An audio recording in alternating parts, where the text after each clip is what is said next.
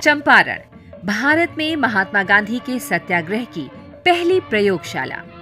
नील आंदोलन जिसने गांधी को महात्मा बनाया। चंपारण नील सत्याग्रह की अनकही कहानी रण चंपारण।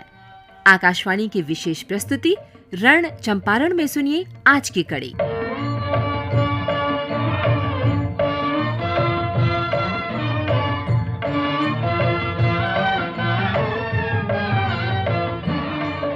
महात्मा गांधी के चंपारण पहुंचने के कुछ दिन पहले उसका पूर्वी क्षेत्र गुस्से में उबल रहा था। विरोध का केंद्र पूर्वी चंपारण का गांव जसौली पट्टी था। खबर थी कि अंग्रेज कोठी के कर्मचारियों ने गांव की एक लड़की को उठवा लिया, उसके साथ जबरदस्ती की दुर्व्यवहार किया। अंग्रेज अधिकारी जांच के लिए पहुंचे तो किसानों ने उन पर हमला किया और गांव से खदेड़ दिया। केम्प घायल हो गया। जिला मजिस्ट्रेट W.B. हैकॉक ने स्थिति पर नियंत्रण की कोशिश की, पर वो हाथ से बाहर निकलती चली गई। इस किसान विद्रोह का नेतृत्व चंपारण आंदोलन के स्थानीय महानायकों में से एक ठाकुर लोमराज सिंह कर रहे थे। लोमराज सिंह पर किसानों का भरोसा इस कदर था कि उन्हें स्वराज सिंह कहा जाता था। सरकारी चिट्ठी पत्री में उनके दोनों नामों का उल्लेख होता था, लोमराज सिंह उर्फ स्वराज सिंह। जगरिया में निलही कोठी के गांव और आसपास के इलाकों में उनकी पहचान निर्भीक, दबंग, अक्खड़ और बहादुर इंसान के रूप में थी। ऐसा व्यक्ति जिसे जुल्म किसी के साथ हो बर्दाश्त नहीं था। वो अपने इलाके से अंग्रेजों को भगाना चाहता था। गांव से उठवाई गई लड़की लोमराज सिंह की रिश्तेदार नहीं थी, पर उसे उन्होंने अपनी बेटी माना। गांव वालों के सामने सौगंध उठाई कि जब तक उसकी बेइज्जती का बदला नहीं लेंगे चैन से नहीं बैठेंगे। इसी सिलसिले में बड़े वकीलों से मिलकर अदालती कार्रवाई के लिए पटना पहुंचे तो पता चला महात्मा गांधी बांकीपुर आ चुके हैं। पटना रेलवे स्टेशन का पुराना नाम बांकीपुर था। लोमराज सिंह के पोते विनय कुमार सिंह ने कहा कि वहीं उन्होंने गांधी से भेंट की, पूरी घटना सुनाई और उनसे जसौली पट्टी आने का आग्रह किया। लोमराज सिंह को सूचना मिली, लोमराज बाबू वहाँ पहुँचे और गए तो कहे कि भाई मैं वही व्यक्ति हूँ, किसान पीड़ित व्यक्ति हूँ, कि हम आपको वहाँ आमंत्रित कर रहे थे उस स्थिति को जानने के लिए। तो अगर आप चंपारण की यात्रा नहीं करेंगे तो लोक विश्वास गंवाने मैं वापस नहीं जाऊँगा और जनेऊ के कसम मैं गंगा में कूदकर आत्महत्या कर लूँगा। उस स्थिति में गांधी जी ने मन बदला, उन्होंने कहा कि आप आगे चलिए, बाकी व्यवस्था देखिए, हम पीछे से चल रहा हूं। महात्मा गांधी ने तत्काल प्रतिक्रिया व्यक्त नहीं की, पर अपने ढंग से तहकीकात की। पाया कि लोमराज सिंह का विवरण और उनका गुस्सा सही है। स्थानीय वकीलों ने इसकी पुष्टि की। गांधी 5 दिन बाद मोतिहारी पहुंचे, पर जसौली पट्टी का नाम और लोमराज सिंह का आग्रह भूले नहीं। नील सत्याग्रह पर काम कर रहे संस्कृति कर्मी गुलरेज शहजाद के मुताबिक शायद यही वजह थी कि गांधी ने चंपारण पहुंचते ही पहला दौरा जसौली पट्टी का किया। लोमराज सिंह की बातों को लेकर गांधी जी इस तरीके से प्रभावित हुए, उन्होंने कोई वादा वगैरह नहीं किया, लेकिन जब गोरख बाबू के मकान पे आते हैं तो अचानक ये सारी चीज़ें उनके जहन में आती हैं। तब वो आने के बाद पहली यात्रा जसौली पट्टी करने का उन्होंने निर्णय लिया और बाबू लोमराज सिंह के बारे में गांधी जी ने जो खोज खबर ली उसके मुताबिक जो है उनके पास संगठन की शक्ति थी, नेतृत्व की क्षमता थी। ये अलग बात है कि महात्मा गांधी जसौली पट्टी नहीं पहुंचे। अधिकारियों ने उन्हें बीच रास्ते के चंद्रहिया गांव में रोक लिया और वे मोतिहारी लौट गए। उनकी यात्रा के लिए हाथी लोमराज सिंह ने ही मुहैया कराया था।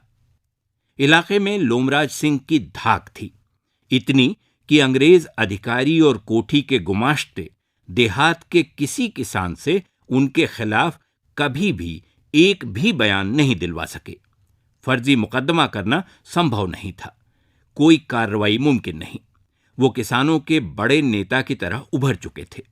बिहार, बंगाल की खुफिया रिपोर्टों में तो यहां तक कहा गया कि महात्मा गांधी के चंपारण आने की अफवाहों के पीछे भी लोमराज सिंह हैं।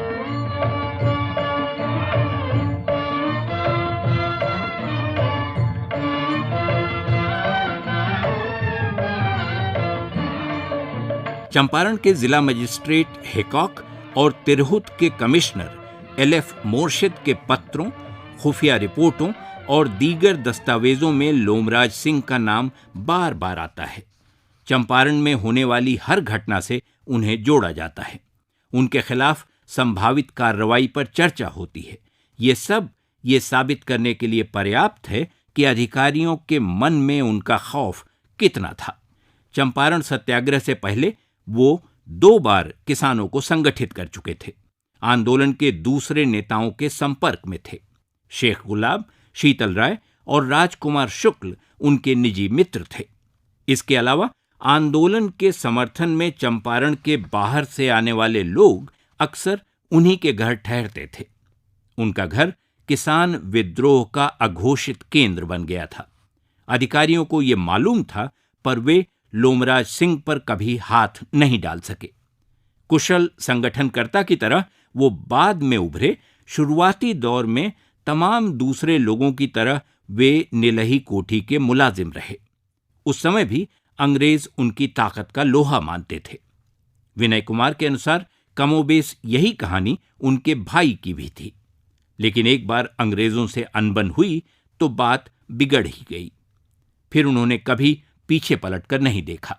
लोमराज सिंह जगीराहा कोठी में काम करते थे और भिखू सिंह पीपरा कोठी में काम करते थे। एक बार की समय की बात है कि पीपरा कोठी क्षेत्र में एक जंगली सुअर आ गया। वो उस क्षेत्र में लोगों को बहुत परेशान करता था। अंग्रेज प्रशासन उसको नहीं मार सका, तो उन्होंने कहा कि इस सुअर को जो मार देगा उसको हम इनाम देंगे। भिखू सिंह ने कहा कि भाई इसको मैं मार दूंगा, और वह आदमी उस सुअर को मार दिया। मारने के एवज में इंग्लैंड से बना हुआ सोने का घड़ी उनको गिफ्ट दिया गया, अंग्रेजों ने दिया। 100 साल पहले के उस दौर में लोगों को संगठित करना सचमुच कठिन रहा होगा। न आने जाने की सुविधाएं, न संचार की व्यवस्था। मामूली यात्रा करना कई दिन की तैयारी का सबब होता था। गांव-गांव खबर पहुंचाना करीब करीब नामुमकिन।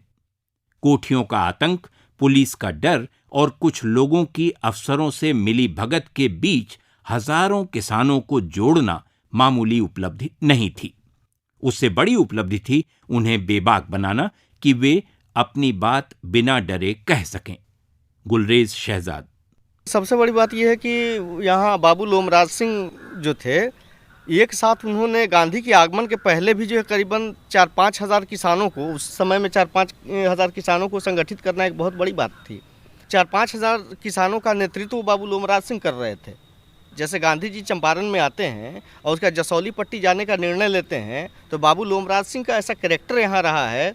वहाँ कैंप नाम का अंग्रेज़ था जो एक औरत के साथ बदसलूकी करता है, और बाज़ाब्ता उसको भी बाबू लोमराज सिंह दिन दहाड़े पीटते हैं। महात्मा गांधी ने लोमराज सिंह का गांव जसौली पट्टी नहीं देखा, पर मोतिहारी में उनकी संगठन शक्ति की छाप देखी। अदालत में कई हजार किसानों की मौजूदगी ने महात्मा को आश्वस्त कर दिया कि संघर्ष में वे अकेले नहीं हैं। चंपारण उनके साथ है।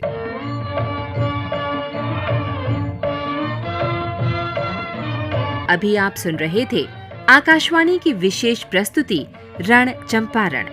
परिकल्पना, शोध, आलेख और स्वर मधुकर उपाध्याय। प्रस्तुति विनोद कुमार। अगली कड़ी कल इसी समय इसी चैनल पर।